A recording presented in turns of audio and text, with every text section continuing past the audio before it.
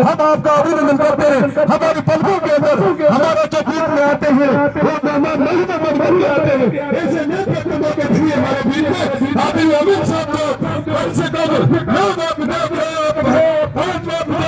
25 से मुद्राबाद मिलता इस कांग्रेस के कार्यकर्ता अपने आप के आम आदमी जो हमारे बीच में राम लोगों की धरती पावन धुने के